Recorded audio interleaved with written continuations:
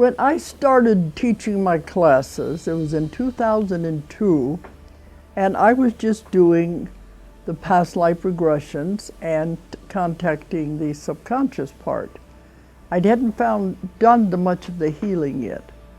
So at that time, we were just calling the class Advanced Past Life Regression.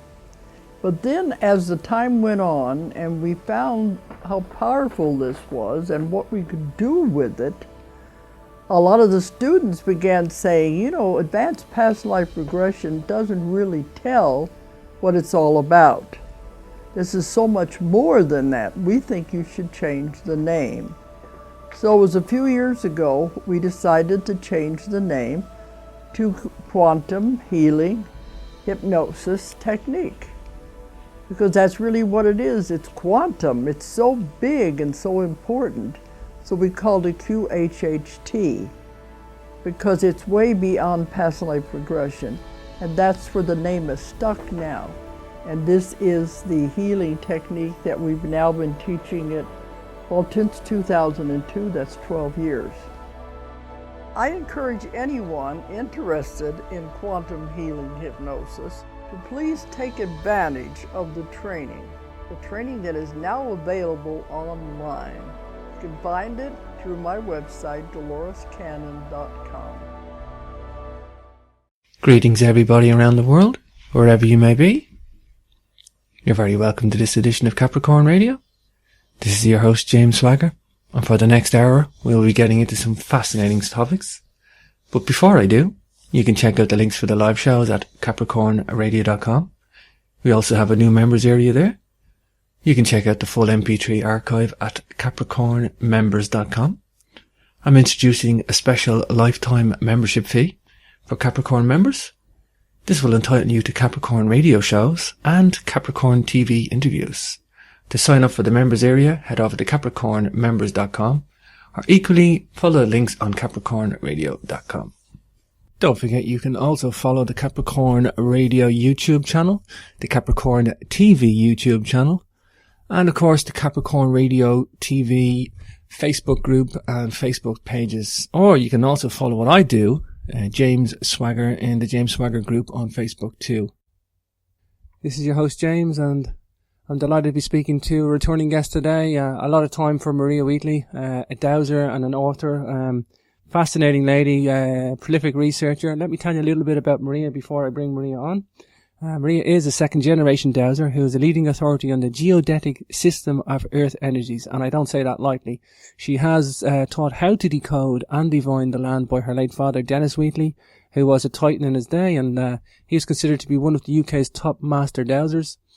Maria is also an accomplished author of books on sacred sites and dowsing. She's researched the esoteric design canons of prehistoric sites, druidic ceremonial enclosures, and the Knights Templar for many years. Maria has studied Neolithic Britain and Bronze Age prehistory with the University of Bath, and alongside other professionals. Maria has combined her knowledge of archaeology and earth energies with the state-of-the-art equipment to locate and detect the hidden frequencies that Earth emits.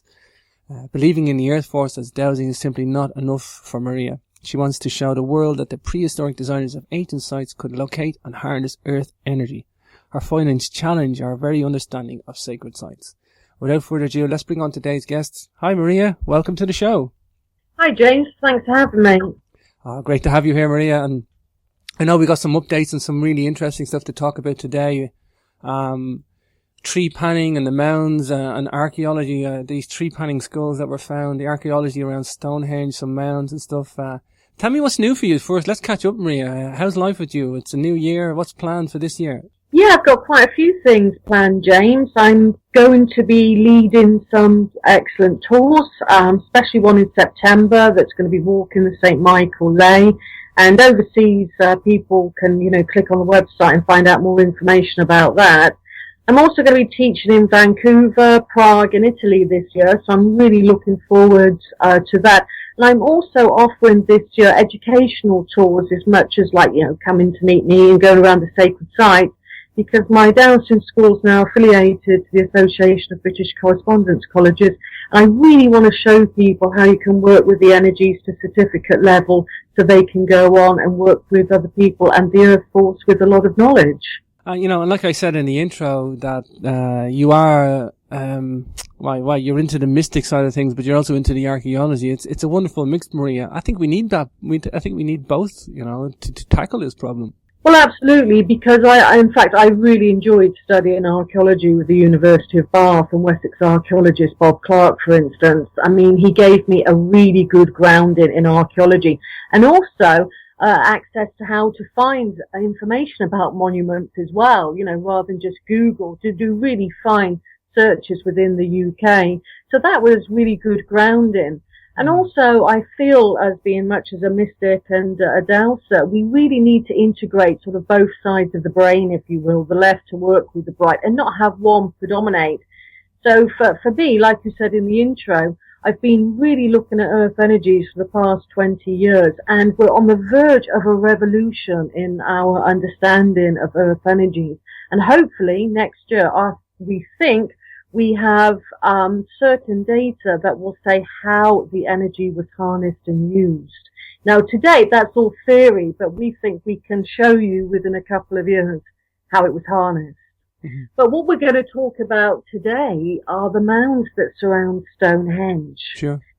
I mean, everybody is familiar with Stonehenge. It's iconic, and it doesn't need an introduction, does it? But the complex itself doesn't get the wider complex, all the monuments and the henges all surrounding it in the circles. The landscape is riddled with stuff there, Maria, but everybody just focuses on Stonehenge. And that's okay. That's like an iconic monument. But I'm glad to be talking about this today, Maria, because I think there's a bigger picture that we're missing here. Absolutely, and we're going to go for that wider picture. For a start, archaeologists are introducing through TV programs, which can be very informative and interesting, the wider Stonehenge environs, and they include the cursors, and we've spoken about that on previous shows, Durrington Walls and Woodhenge. That's what they say is the Stonehenge environs, and it's apart, because if we go just a couple of miles further down the road, we come to a massive circular monument.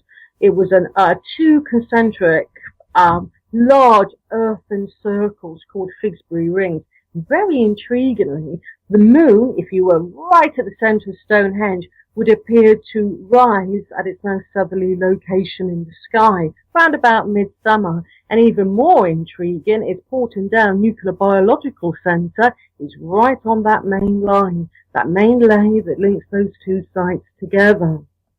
So Stonehenge is surrounded by numerous sacred sites that are hardly given any press at all, and the mounds especially aren't really spoken about, because Stonehenge is iconic, as we've mentioned. Now imagine a 2-mile radius around Stonehenge. Mm-hmm. You have two very large concentric circles, and those concentric circles, one's 2 miles wide, one's a little bit on the inside of that, are literally strewn with round mounds, and there was about 1,000 of them. Really? So surrounding Stonehenge with these massive circles of burial mounds, and that's what archaeologists call them, burial mounds. But as we'll find out throughout this show, an awful lot of them didn't contain burials whatsoever. And some of them did, and some of them had very intriguing artifacts rather within the monuments themselves. So really, if we looked back to how Stonehenge looked originally, we would have seen those two gigantic halos, which intriguingly can only be seen fully from the air above, from the sky, literally. And these mounds would be varied in the way that they were structured from the inside. For example, you have 5 main types of barrows, but we use a generic word, barrow, and it conjures up an image of a round mound and just a pile of earth, if you will. And that's the kind of image that we think of. Stonehenge had 5 particular mounds. It had a very, very large bell barrow, which can be likened to the Adena barrows of the Ohio area, quite conical looking. And these were layered, just like many other mounds worldwide that I'm sure people on your show have spoken about. Mm-hmm. They tend to be layered with organic and inorganic layering, a bit like an orgone accumulator, if you will, and generator. So we have these massive bell barrows. Then we have a kind of smaller, more rounded barrow. and that's called a bowl barrow. And the other type of barrow that we have is a disc barrow. That too is very mounded, but a little bit smaller than the bowl barrow. Then we have really intriguing barrows that are like indentations in the ground. They're like a hole in the ground, if you will. Mm-hmm. And that's called a pond barrow. And then we have other flatter types of barrows. So they're quite distinctive. So when we talk about the barrows, we really need to think about these 5 types of barrow: the disc, the bell, the saucer, and the pond. And the pond I find the most intriguing. That's the one I was mentioned, like a pit in the ground. Mm-hmm.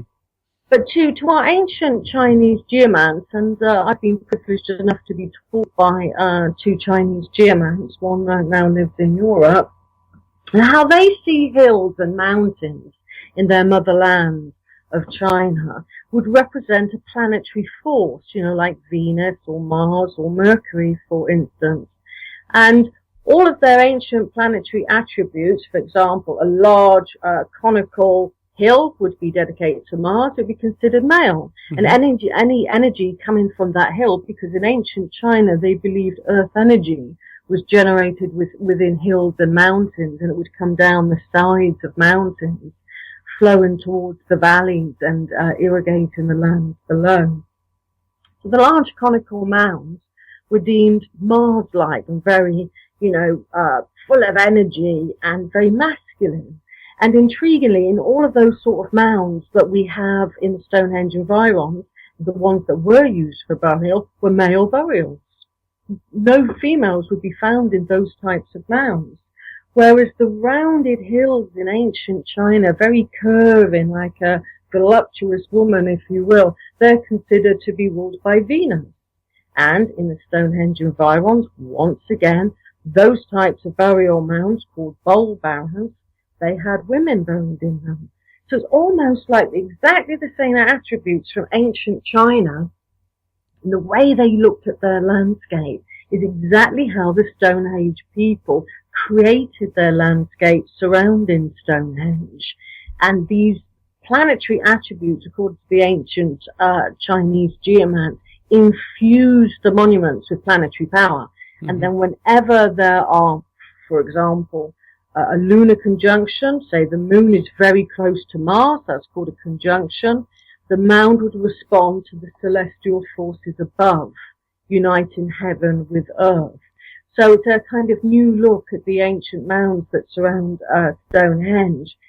And there is one particular type of round mound in the Stonehenge environ, and it's literally got a flat and broken summit. And that's in ancient China, looking to the landscape once more, and their ancient philosophy. Any hill with a flat broken top belongs to Jupiter. So again, we're seeing all of these planetary associations. And way back in the 1800s, James, mm-hmm. it was thought that these near 1,000 mounds that surround the Stonehenge environs reflected all of the stars above in a gigantic planisphere, if you will, surrounding Stonehenge. Incredible. It is really incredible, considering the time and the effort it took to make this planetary associations and celestial associations. And there have been many authors that have linked the constellations to those types of mound groupings that do appear quite to reflect the stars above, a bit like what Ross Hamilton's done with, the mounds in the States and the earthworks over there, linking them to the stars above. So tell us about this astronomical ley line then, this long distance ley line, a planet within the solar system. How can these guys, it's mind boggling. Are these guys getting the mean distance to the sun? Well, that ley line that I talk about, it's called the Duke line. Well, I coined it the Duke line. The Duke family were renowned masons in the 1800s. Mm-hmm.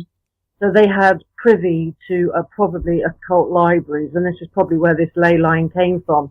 And what Duke saw, the Reverend Edward Duke, he saw a line going through the ancient landscape linking Stonehenge to other iconic temples in the landscape, like Mardenhenge and Aveburyhenge and stone circles, all the way up going right the way to the tip of Scotland. Jolly Groats, actually, the most northerly part of Scotland, and it was aligned at 5 degrees Capricorn. That's handy for Capricorn radio. Oh, sure. So yeah, it was aligned at 5 degrees Capricorn. And what the ancients did, they used the planets up to Saturn, which were visible at that time, and they arranged it on the planisphere on the Earth to reflect the heavens above by using, like you said, the mean distance of the planet from Earth, not from the Sun. From the planet Earth.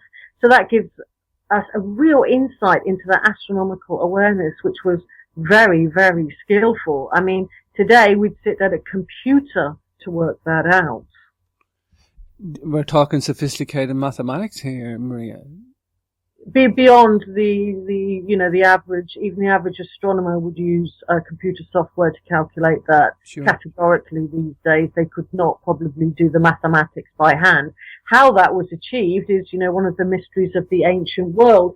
And what I found quite fascinating almost was, it was Uranus and the other planets not visible to the naked eye, such as Neptune and Pluto, also on that ley line? And did they also were the mean distance from the planet Earth? And was there a sacred site in that place? And it turned out, yes, it was the case. We discovered a site for Uranus, a site for Neptune, and a long lost site for Pluto as well. And then I contacted Rodney Hale. He's done some work for a famous author called Andrew Collins. Oh, yeah. And everybody is familiar probably with the Cygnus alignment. And I know you've done your own work with Cygnus with Newgrange, James. Mm-hmm. Yeah. So sorry, James. Sorry, no, just Rodney's an interesting guy. He's, I was interviewing Andrew Collins for the TV show, and Rodney Hale's on the Giza caves of Giza, and he strikes me as a real kind of bookworm, dedicated researcher. If you ever wanted something researched, Rodney Hale is the guy to do it. He's so tenacious and really dogmatic to find the answers, and he does it, he goes through the ancient texts and the books like where nobody else could have the patience to do that. Lovely guy, really lovely guy. Absolutely, and Andrew Collins and myself have so much respect for Rodney. He is really good at his stuff, and he's also no nonsense. So if you have this idea, I mean, I had a photograph once, for example, and it showed what this beautiful linear straight line linking one stone at Avebury to the other, and I was really excited about it, because I was thinking it would represent some megalithic energy I was working on at the time. Gave it to Rodney, and he instantly said, "Maria, were you stood next to a woman with long blonde hair?" I said, "Yes, I was. How did you know that?" He said, "In the wind, one thin strand got caught in front of the camera. It isn't that amazing light. It looks like a laser light, but it's blonde hair." So, I mean, he can really analyze things. And so I asked him to analyze the planets in the Duke line. And he came up with times in history when they were either equating to their construction, which is 3000 BC, that alignment in the sky matched perfectly the ancient sites below. Wow. That's 3000 BC. Now, whether or not that is the actual date of construction could be argued. It could be a date of activation, and they could have been much, much older, the sites, but become activated at that time is another argument. And then Rodney put it through his astronomical software once again to get another date, and another date that came up quite close to that one was 2750 BC, when the second stage of Stonehenge was probably being developed. Again, there was this alignment in the sky. So Rodney felt very strongly that, something is going on with these planetary forces and the ancient sites below. What our ancestors were doing, I feel, was literally linking above to below. They were reflecting sites and creating a massive planisphere in the Stonehenge Avebury environs. Like I said, goes all the way up to Scotland. And if you project any ley line around the world, it becomes a massive great circle. And the ancient Druids have always postulated there were 12 great circles going around the earth. Maybe that's one of them. Tell us about Stonehenge's affiliation with Saturn. Yes, on the planisphere that Edward Duke discovered probably, like I said, in his occult library. His father was also an amateur archaeologist. They're called antiquarians now, who incidentally found a giant skull in the Stonehenge environs that's gone missing. But what Duke realised, and myself, I've researched this, is Saturn takes about 30 years to go around all of the signs of the zodiac in the heavens above. Yep, it will take 30 years. And around about the age when we're all 30, 29 or 30, we have what's called our first Saturn return. And that's in our birth chart. Saturn has taken the 29 years to come round. Saturn represents Father Time. So round about the age of 30, one feels still quite young, but they feel that they're getting a little bit older too. It can trigger a woman's biological clock. I'm getting a little bit older now. I might want a child. So Saturn is literally Father Time, and Saturn's always the gateway to much higher consciousness. So there are 30 lintels on the outer top of Stonehenge, and there's 30 stones supporting those 30 lintels. So I think the number 30 equates to Saturn at Stonehenge in that respect, as well as incorporating lunar alignments and solar alignments. There are celestial alignments and planetary alignments at Stonehenge. Well, yeah, the 30 is highly significant for the terrestrial orbit, the orbit of Saturn for sure. Incredibly sophisticated mathematics. It might seem obvious to state this, Maria, but the geometry of these complexes, what are you talking about? Avebury complex, Newgrange complex, Stonehenge complex. What we find is a lot of these groups of Loughcrew as well, all these groups of megalithic complexes, the famous ones in the British Isles anyway. It seems to be all some sort of a grand unified plan. And there's always the geometry involved. The circle is known to geometry, but there's trapezoids like West Kennet Longbarrow and triangular, and there's all sorts of weird geometry going on. That implies an architectural planning at the very least, and it also implies site surveying at the very least. And without that, the use of geometry, you just can't do that, and the geometry implies mathematics too. So I guess I've no problem accepting the mathematical formulas and how advanced were they in their mathematics. I think this is really interesting, Maria, this solar system stuff here. Well, it is, because it goes beyond just alignment. One alignment, to especially to the moon, as you know, James, the moon is very difficult to calculate. Oh, yeah. Cycle. It's difficult to explain to people as well, Maria. Oh gosh, yeah. I mean, it really is. I mean, when I checked into the lunar alignments Avebury, I actually got in touch with Stephen Bell of the Greenwich Observatory to help me out. Oh, wow. So at places like Avebury and Stonehenge, and especially incorporating this ley line, so imagine this massive ley line coursing through the landscape with circular orbits of the planets around it. That's the Duke line. It isn't just a ley. It's a planisphere in the ground that became activated in the ancient world. And you're right.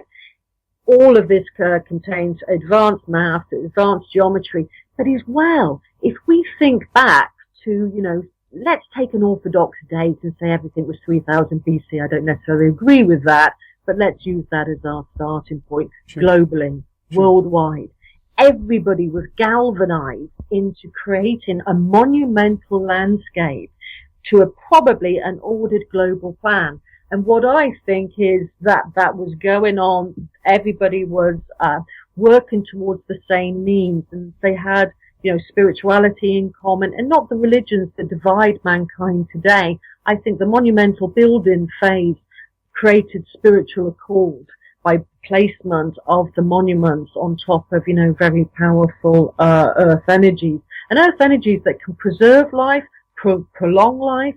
Rodney's helped us get the frequencies of these earth energies, and David Webb, who's another no-nonsense engineer. He's looking into the engineering side now of monuments and earth energy, beyond just getting a frequency. How did they get a frequency? What were they doing with that frequency? And that's where we're going with our research, with the help of these wonderful left-brain guys. Where, it's really going to be on a point of a revolution, I think, in the next couple of years. When we look at the mounds, getting back to the mounds that surround Stonehenge as part of possibly a gigantic star celestial field, it was, again, going back to the Victorian era, that one author, he's an anonymous author, he said that, all of the stars that one can see in the sky is represented by a mound that surrounds Stonehenge. And he wrote a lot about that going back a couple of 100 years. Now, in certain parts of these mound groupings, some of them can be almost like a straight line, some of them can be curvilinear, and some of them can create circles and equilateral triangles. All of the geometry you were mentioning earlier is integrated into those mound structures in the Stonehenge environment. So what kind of artifacts did they house? And when you start to look at some of the artifacts that were placed in the mound, not necessarily with the body, but some artifacts just in the mounds alone, they can be quite startling and challenge our understanding of the ancient past. I mean, for example, just north of Stonehenge, there was a barrow grouping. And within this barrow grouping, the antiquarian that excavated them all, just after William Stukely, he really noticed, hardly any of them contained burials. But one of the burials that really did strike him was of a trepanned skull. Now, a trepanned skull is a skull, obviously, but with a hole, normally quite a perfect hole or an oval hole that looks like it's kind of been drilled out of the skull itself. Now, archaeologists have long said that the trepanning, the process of drilling out that hole within the skull, was because our ancestors were very superstitious and they looked at cases like epilepsy, migraine, and those type of illnesses, and they used to trepan the skull to release the evil spirit associated with the epilepsy, for example. So it's kind of shamanic way of healing an illness. But today there has been a real evaluation of that interpretation, because as though it's great to think about the shamanic past. I agree with the new evidence that's coming forward, and according to the officer of finds at the Devizes Museum in Wiltshire, Roger Watson, for example, he says that he's evaluated the skulls, he's looked in depth at them, and it's that one skull, for example, has 32 millimeter in diameter, perfectly taken out of the cranium. He says, in all probability, this was cancer treatment in prehistory, which was probably to help remove or relieve a tumor. So we're going way, way advanced now. Instead of thinking of our ancient ancestors being, superstitious, shamanic type of people, and that's no disregard to a shamanic way of life. It is beautiful and it can be poetic. But what I feel is going on in the Stonehenge environment far surpasses that. This was treatment of cancer. Wow. Neolithic medicine practice. Yeah. Wow. Yeah. And like I say, don't take my word for this. This is coming from, the latest evaluation from the museum that houses the finds. This isn't kind of a speculation. This is intellectual awareness of what our ancient ancestors could have achieved and moving away from the shamanic answers to that. So what's thought of as a tool, a surgical instrument that could cause this trepanning is a piece of flint, which is very sharp, actually, James. I mean, as you probably know, you've walked around Stonehenge and Avebury, sure. Get a piece of flint, and it can be... It's sharp. It's super sharp. Obsidian, is there any obsidian artifacts found? Yes, there have been. They're not that common in the Avebury Stonehenge landscape, but they have been found. So has jade, actually, and a good jade-shaped blade is stronger than steel. Oh, wow. And these finds can be seen at Devizes Museum, not far from Marlborough, especially the jade there. I know. So that's what. Sorry, yeah, James. I know other examples of tree panning around the world. They use obsidian for the medicinal carving into the skull. Yeah, I mean that's the standard understanding thus far of trepanning. But now I'm going to challenge that idea again. Yeah. Because I've done a lot of research at what's called the National Monuments Record Archive Office, which fortuitously for me is just down the road in a place called Swindon. And it houses all of the archaeological finds of the UK there. So you can access a lot of information if you're willing to look through a lot of boxes, which I have done. And what I realized was coming from the mound very close to the trepan skull, and this was one of the more unusual mounds I was talking about earlier, a saucer barrow, kind of flat at the top, really distinctive look. And if you're in the ancient world, you could read the landscape. You know, that's a flat top. That's going to be a little bit different. Something's going on there. That represents Jupiter, for example. So you'd be reading the landscape geomantically. You would know what all of these different mounds would have meant. We're only catching up on that ancient knowledge now. But coming from one of the mounds, and this was dug out by an antiquarian, and he came across a box, literally quite close to what's called the old surface level. That's normally chalk bedrock in the Wessex environs. So on the chalk bedrock, he found this box perfectly preserved. He opened it up, and he could even see part of the cloth that had gone into making a lining in that box.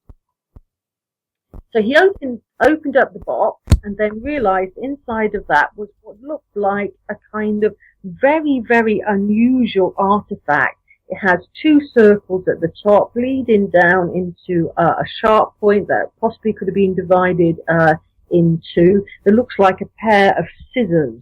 A pair of like copper household scissors, about the same size, yeah?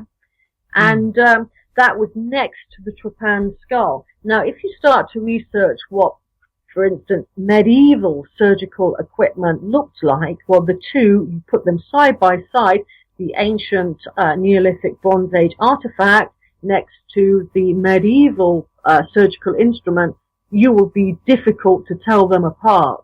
Really? Yes. Wow. And furthermore, copper is really, really good because it kills off bacteria quite naturally. And that's why in some hospitals they're instilling now copper handles and knobs to help combat the bacterial diseases there. With respect to the tree panning then, Maria, is there any evidence that the skull healed after the operation? That's a really good question. In the Stonehenge environs, you have more trepan skulls than anywhere else in England, southern England especially. So you could say Stonehenge was the trepanning capital of the ancient British realm.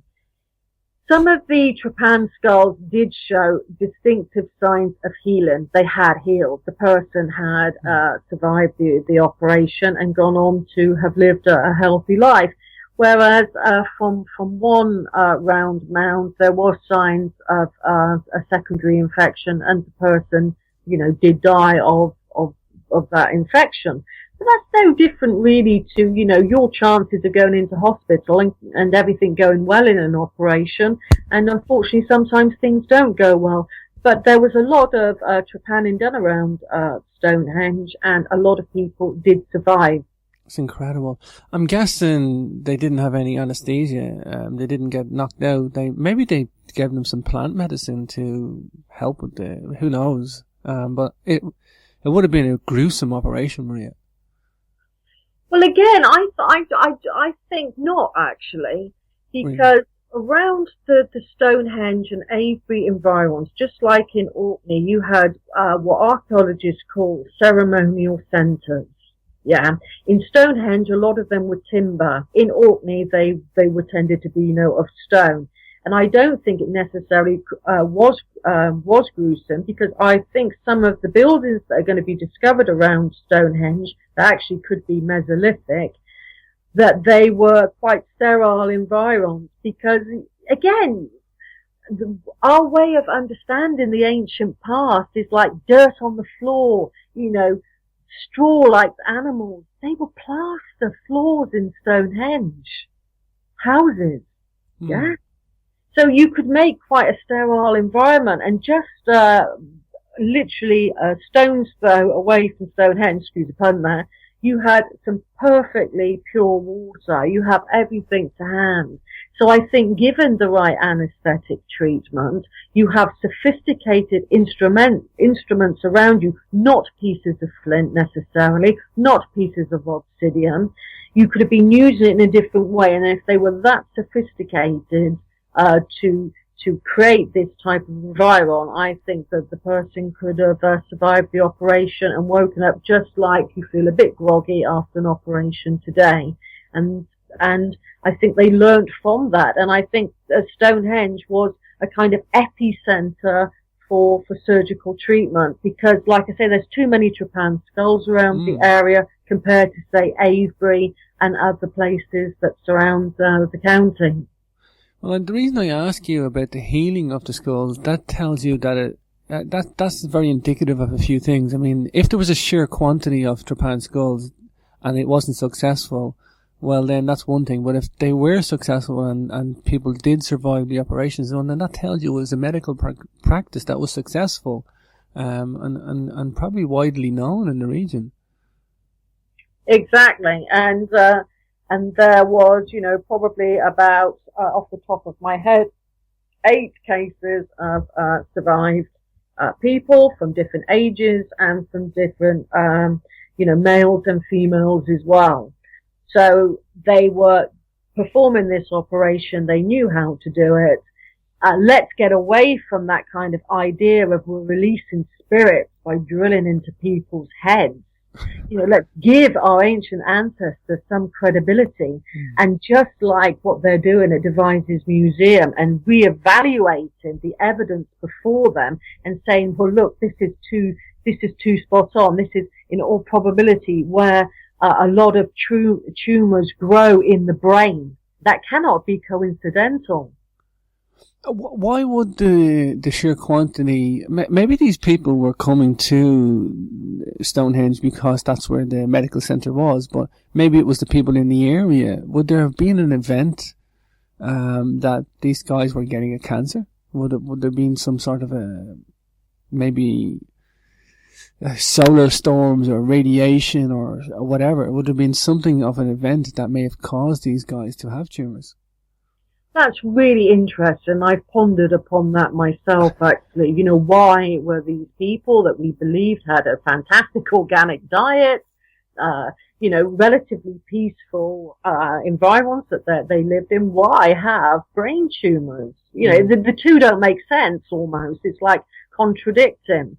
And I think I might have mentioned it on your show before, James, that in the Cursus monument, which lay just in front to the north of the Stonehenge stone circle, we talked gigantic. About this. Yeah. Gigantic. I mean, it was nearly 2 miles long, 1.75 miles long. Now, from the center of that monument that didn't have an entrance to it, and had walls probably going up to, 6, 7, possibly 10 feet high, like a massive container. From the near center of that, you have a massive outpouring of gamma radiation. Now, why that is inexplicable. I don't know why that should be, but you take a Geiger counter there, listeners, and, do the research for yourself. Do you think perhaps, Maria, that these guys built this cursor monument for some other reason and it was collecting the radiation? I know this because when I lived in Cornwall, they use a lot of granite in their buildings and there's radiation coming out of granite. You have to get detectors put in your house if you're in a house because the granite walls are like 1 meter thick and they're really chunky, solidly built houses. They'll stand for hundreds of years, but there's a high radiation content comes from granite, but maybe the ground around the Cursus monument is giving off this natural radiation. Perhaps these guys didn't know that, and they built the Cursor Monument for some other reason. Do you think they knew the radiation was there, or maybe? I think they knew it. Now, I think they knew it. I don't think that was accident. We were talking about Rodney Hale earlier. Rodney accompanied myself and another researcher going back a few years now, and we were looking for radiation levels in Avebury, which is about 20 miles. Away from sort of the Stonehenge area to the north. And we'd looked at the places where most people would go, like the centre of the southern circle, the centre of the northern circle, along the avenue, and we were getting the same. You know, we weren't getting an anomaly change, which is what people like Rodney look for. And then I kind of had this kind of like intuitive moment and said, why don't we go to the sanctuary? The sanctuary is a powerhouse in geomantic terms. It has every type of energy there. So I thought, you know, we're all getting fed up. Let's head to the sanctuary. And Rodney did a series of tests. He'd never rely on one test. And I really want to get that across to the listeners. He'd just say that could be coincidence. No, we got to do it again and again. And what we found at the center of the sanctuary was immensely higher gamma radiation levels to compare to outside of the stone circle. It would dip suddenly down. Wow. So they knew that radiation was outpouring from the center of the sanctuary.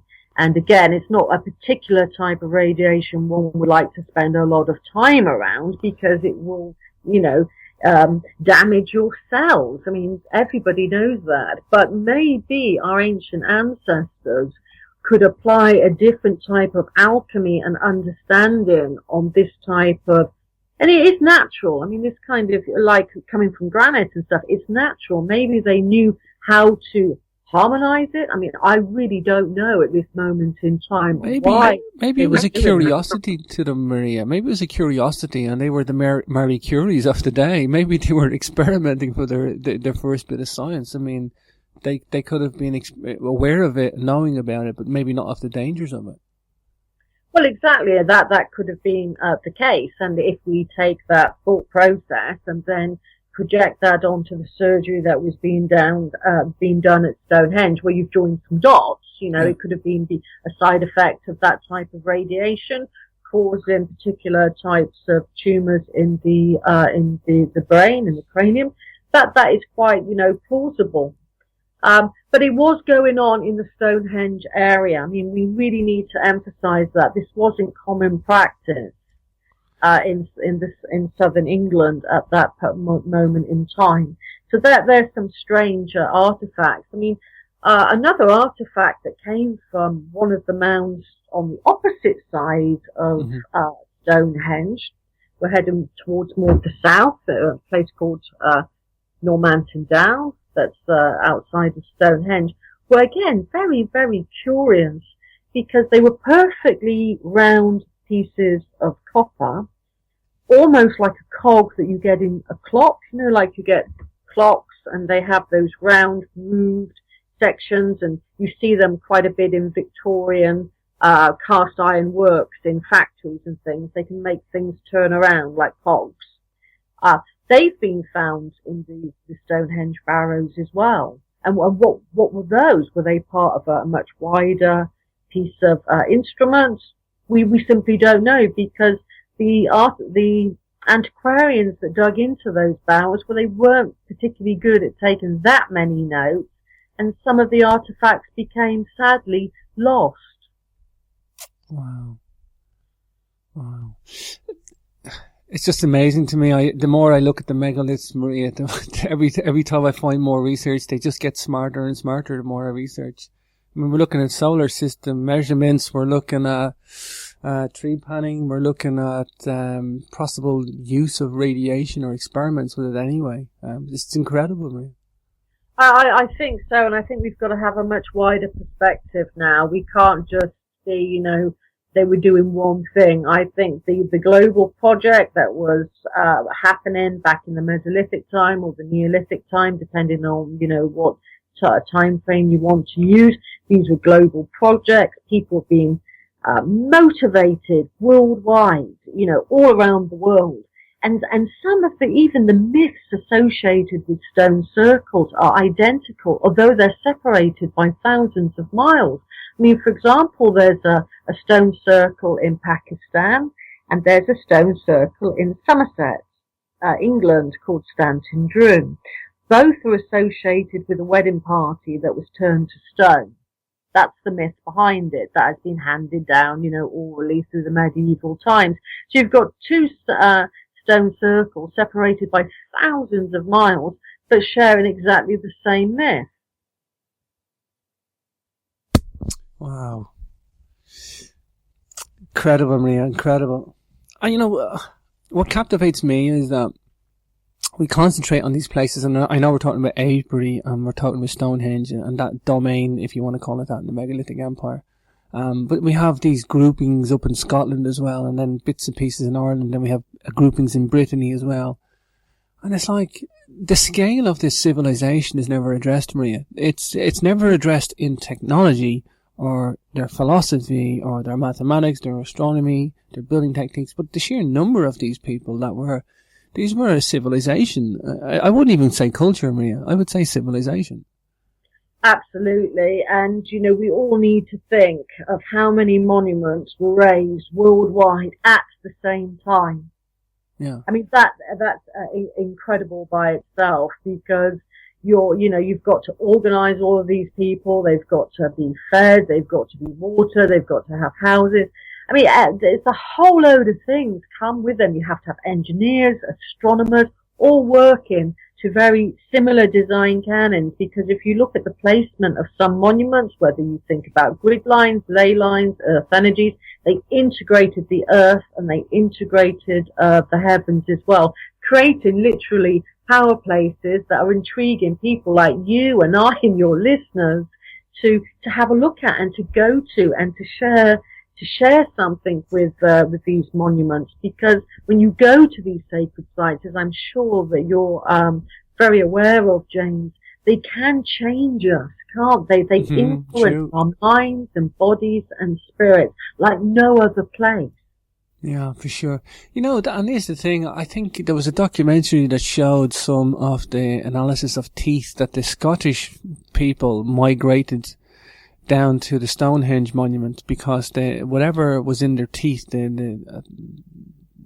can't remember the element. There's an element that's in teeth. It's only oxygen isotopes. Yeah, the isotopes of the teeth. They were able to tell that the people were from the north, and they were migrating down as far as from Scotland. If you think about that, though, Maria, that's quite a journey in ancient times, in Neolithic times. And maybe that's another aspect of what we need to look at. If these guys were coming down that far, maybe that was the medical center. Maybe they went down there because of medical practice. That's what people travel for in this day and age, for medical purposes. Well, exactly, and that could well be the case. And it wasn't just isotopes that linked Stonehenge to Aberdeenshire. Yeah. It was the fact that there was a lot of cattle. They like Aberdeen meat. Aberdeen Angus, tasty Aberdeen Angus. Exactly, just like us today. That's what I love about the ancient past. It kind of resonates with what people even eat today. Sure. And when you look to some of the burials in these mounds, and you look to isotope levels in the enamel of the teeth, then you'll find that people came from Germany and they were buried in the Stonehenge environs. Oh, for sure. Maria, just take a moment to give out your website and your books. You've a new book out as well, and I want you to give that little mention as well. Yeah, my new book is called Divine in Ancient Sites, and it looks at numerous ancient sites worldwide, which share a common design canon to do with earth energies and ley lines. It discusses the ley line we've been talking about, that's the planisphere that links Avebury to Stonehenge. And on my website as well are my one-day workshops. If you're local, come along to them. Or I do some wider tours, and I'm always available if you can get a group together to travel somewhere, whether that's in England or abroad, to teach Dowse and to teach about earth energies and how to harmonise our homes and live in harmony with Gaia. Wow.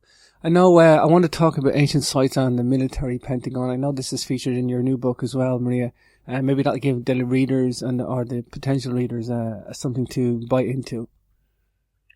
Yes, I mean, when we start to look at some of the Native American sites, or so-called Native American sites, some of them can be quite intriguing. And when we do think about them, we think about, the Great Serpent Mound and, probably the work of Ross Hamilton and fantastic work of his. I'm a real admirer of his. Oh, I love Ross's work. Ross has been on the show. I love Ross. He's an awesome guy. Very great, gracious guy as well. Yeah, and he has something very special about him, undoubtedly.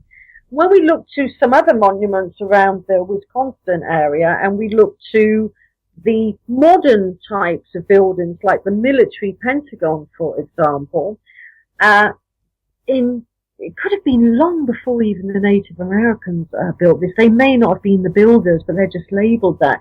Created a massive monument in Wisconsin, 5 massive monuments. I'm going to describe that monument. It has a very large earthen circle, inside of which, at really good, almost like right angles, was a pentagon shape. Wow. Very similar to the military Pentagon. I mean, imagine that shape, how that is, and that's the shape that was created in the ancient America. Inside of that pentagon shape, you had a very large circle and a smaller circle inside of that. So you've got a concentric circles inside the pentagon, and an entrance, and some very large mounds. Now, this was a very big monument. Where I'm familiar with Avery, I live near Avery, and that's the diameter of which is approximately 1,400 feet across, give or take a couple of feet. It's roughly about that, depending on where you take that measurement from. Mm-hmm. So that's considered a super henge over here. It's considered one of the largest henge monuments that contains the largest stone circle in the world. Avery contains that within that diameter. Well, the diameter of the Pentagon earthen monument in ancient America was 1,200 feet in diameter, not that far out from Avery Henge. Sure. Now, you could fit inside of that scale monument, up to 2,000 people, archaeologists have calculated, and there was 5 of them. That's 10,000 people inside these monuments. Now, the designer of the Pentagon, George Bergstrom, he lived from about 1876, I believe, if my memory serves me correct, to 1955. When he was brought up in Wisconsin, he probably heard about that monument because they would have been talked about. It was visible in 1844 because it was drawn by an antiquarian that went around America. So it was documented in 1844, and it was said to have been in really good condition then. Sadly, nothing exists of it today. Mm-hmm. And so George Bergstrom, he lives near this monument, and then lo and behold, much later on, he starts to design the military Pentagon. I don't think it's a coincidence. I think this ancient site inspired him by its unusual shape. And the symbolism is quite unique. And I'm sure he would have heard all of the stories, all of the myths about these monuments that were 5 of which were in his home state. And people would have been talking about it. And it would have, these 5 pentagon shapes represented to one Native American tradition, the 5 senses of the head, like seeing and smelling and hearing.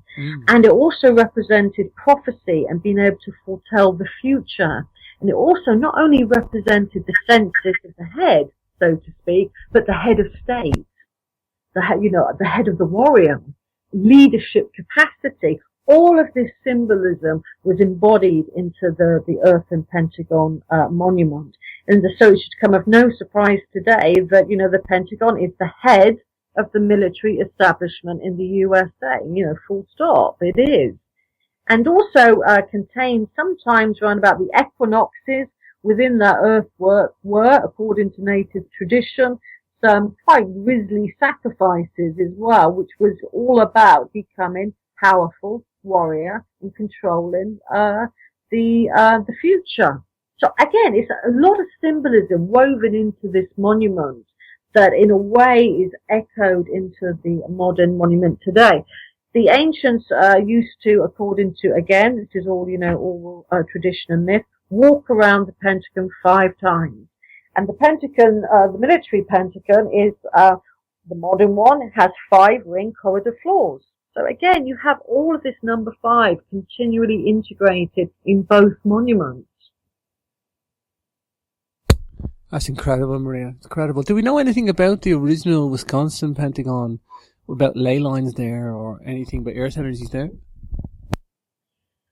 Well, unfortunately, because there isn't anything left, you're down to, absent dowsing and map dowsing and that type of thing. And ideally, you do want field work to accompany it.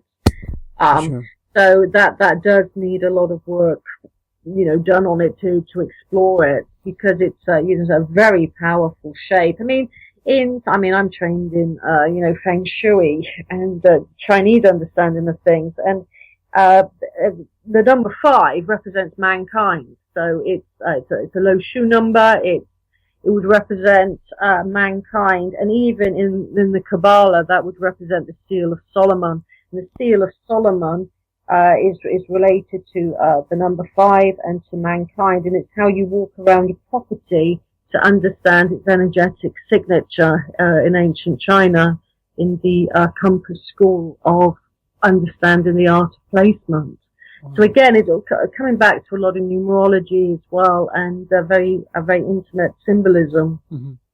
Well, the Washington Monument's 555 feet tall. I know. It's incredible how that is the esoteric number of the United States, which I think comes back to the traditional monuments, not necessarily the Masonic design of that. Of course, that's layered on top of that with a lot of occult wisdom and knowledge, and some would say control and manipulation. But nonetheless, it's all to do, I feel, with going back to the ancient design canon, looking at the symbolism of it, realizing they were onto something, rightly or wrongly, and then integrating that into some of their more unusual power places. Because, we can talk about Stonehenge as being a power place. Of course it is. And so's Newgrange and other places. But so is the Pentagon. Mm-hmm. So is the City of London. Mm-hmm. And the City of London, for example, which I mention in the book, is set on a huge earth energy pattern, which is like a horseshoe shape. Yeah, imagine a massive horseshoe shape in the landscape. Mm-hmm. Well, all old walled cities and the City of London tend to be aligned on these large horseshoe shapes, which are the harmonic surface pattern of a massive amount of underground yin water. And the symbolism behind that represents protection. So it comes as no surprise then that, put a walled city on that pattern and you have protection. Now, going back to the Chinese understanding, water and money, cash, ka-ching, they all mean the same. They're interlocked. Water relates to money, currency. That's from the current of the water. And that's why a lot of Chinese have fish in the north. It represents, the flow of cash, the flow of water. And again, the City of London has incorporated that symbolism, and it's a country in its own right. Wow, fascinating, Maria, fascinating. Maria, let's talk sacred water. This is to wrap things up, I want to give this a mention. You use scientific equipment, Maria, and to get into the mysterious properties of lays and underground water. Tell us a little bit about that. Yes, you see, I've spoken before on your radio about the sacred water has a harmonic surface pattern of a geospiral. Mm-hmm. And I've been talking about that on radios and different shows for, about 4 years now. And I wanted to keep that really simple because it's a symbol that we can find with the dowsing rod. We find that spiral pattern, the harmonic surface pattern of sacred yin water, but actually it's a bit more complicated than that. Surrounding the geospiral pattern, you have a circular pattern of energy, and then that big horseshoe I was talking about is a threefold energetic pattern that represents deep underground sacred water. Now, in terms of geomancy, there's a type of water, it's rainwater, and if you lived above that, its harmonic surface pattern is 3 lines, and it's considered carcinogenic. You do not live above that type of underground water. Should you do so, you need a device that's going to negate that. And if you go on my Facebook Divine and Ancient site, you'll find easy ways of negating that. I've got lots of people galvanized or making these geopathic stresses devices now to just go to divine and ancient sites on Facebook. So we don't live above that type of water. The harmonic type of water with the threefold pattern that I've just described, that emits a really beautiful 10 hertz frequency. It will naturally relax you. Yeah. And that's what the ancients were looking for. At the esoteric center of all of their monuments, you have that geospiral pattern surrounded by the circular pattern upon which the stones were sited upon, hence the shape of the circle, or sometimes they're ovid, these patterns. And then on the outside, you have this massive horseshoe. It's called a secondary halo. It's part of the geodetic system of earth energies, and that represents protection. And animals quite often, home in on that protection. So you get, animals such as ducks and hens living in the wild would settle on that pattern, and then they're naturally protected. And that's why through the evolution system, despite of lots of foxes around, they have survived, because they look for these particular earth energy currents and patterns in the landscape. So this type of water to live above is especially harmonic. You go to places like Stonehenge and they have these patterns. The pyramid has it.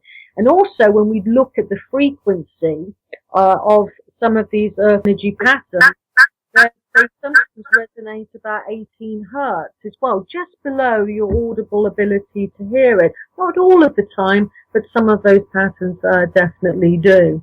And when we look even more in depth into the earth energies, we can start to see that they kind of resonate to particular colors as well, because everything's part of the electromagnetic sphere and spectrum, if you will, right the way through from red colors to the violets as well. So we need to think of earth energies as being three-dimensional, coming out of the ground, radiating these really positive hertz frequencies that David Webb has certainly got above these underground streams, and also being in a rainbow world of color. That's an ancient site. That's ancient earth energies imbuing a site with color, sound, and power. How wonderful, Maria. Maria, just again to cap on your website, the Avery Experience, you got some wonderful articles there as well. So just to give that a mention, Maria, I guess we're going to see another book from you. Is it promotion for the book time and then get some tours? Have you got a busy year ahead of you? Yes, I've got some things advertised on my website, and I'm currently researching my next book on Stonehenge, which is actually going to be called From Serpent Mound to Stonehenge. I'm going to look at the wider picture of two continents and the certain relationship that I think they had between them, and the monuments and construction of particular types of monuments. I've done some new discoveries over here. I've tracked down some very unusual skulls in the Stonehenge environs that we don't have time to talk about today. That will be in the next book, and how some of the monuments looked in the ancient past, because I don't think we've been fed exactly the right picture by the archaeologists, and I think some researchers will really like what I'm going to come out with.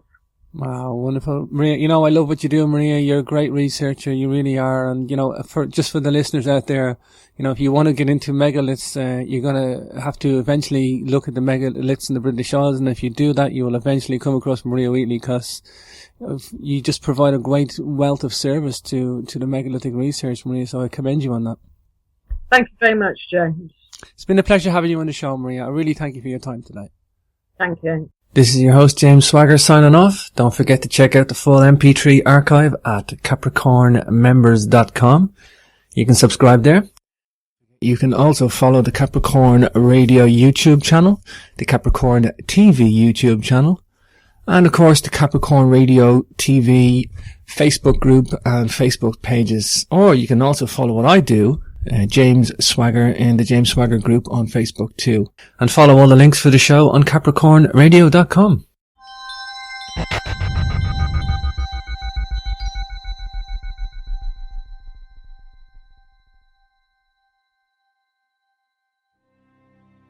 You can learn the QHHT process by coming to one of the classes.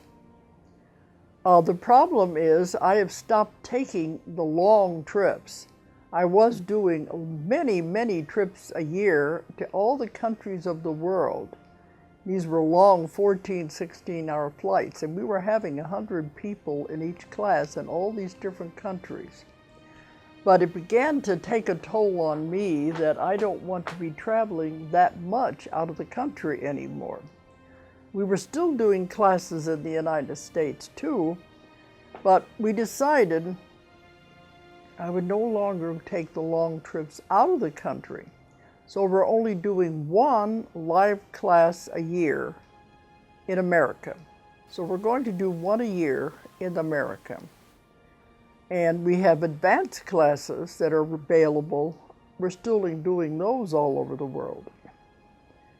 But if you want to take the class and you can't do it live anymore, the class is available online. It was a filming of an actual class that I did. And you're getting the same instructions that you would if you were sitting in the class. The only difference is you're not there to ask questions. But all the students ask lots of questions, and we always say everything you'd want to know has already been asked anyway. So online you will get the same instruction as you would in a class. And that's available. And many, many people are taking that now. And we now have this class translated into Chinese and Spanish. This is going to be available for those people in those countries to take the class in their own language. And we're also putting it into other languages. So it's growing, and this is another way to do it if you can't come to a live class. But I have to, well, the ones I work with, they said, let technology take over. Then rather than me traveling all over the world, let technology take over. You have the equipment, use it. So we'll see how this is working out. The online class is doing very well. You contact DoloresCannon.com.